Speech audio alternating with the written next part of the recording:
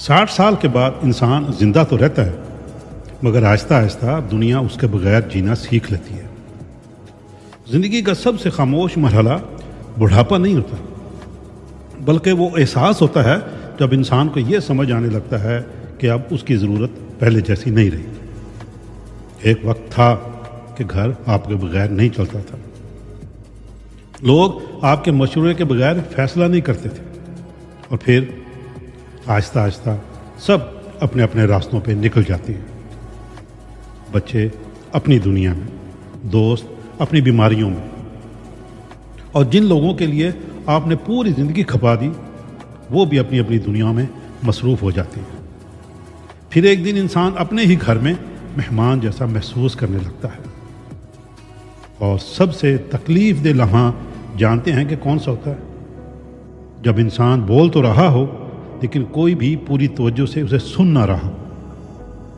60 کے بعد شور کم ہو جاتا ہے اور خاموشیاں لمبی، جسم بھی ساتھ دینا چھوڑ دیتا ہے، سیڑھیاں اونچی لگنے لگتی ہیں، دعائیں کھانا کھانے سے زیادہ ضروری ہو جاتی ہیں۔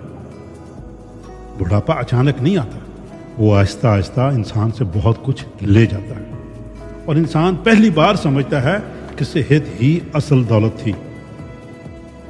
پھر ایک وقت آتا ہے جب انسان کو اپنے ہی ہاتھوں کی طاقت کم ہوتی محسوس ہوتی ہے، اور وہی انسان جس نے دوسروں کو ہمیشہ سہارا دیا تھا ایک دن خود سہارے ڈھونڈ رہا ہوتا ہے۔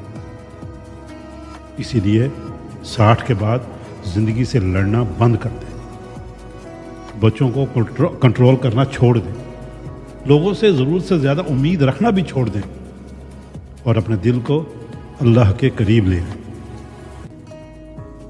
کیونکہ آخر میں نہ شہرت ساتھ جاتی ہے، نہ دولت، اور نہ ہی روب۔ آخر میں صرف 2 چیزیں ساتھ رہتی ہیں، ایک انسان کے اعمال اور دوسرا اس کا سکون۔ اور سچ بھی یہی ہے کہ رات اچانک نہیں اترتی، وہ آہستہ آہستہ انسان کی زندگی پہ پھیلتی ہے۔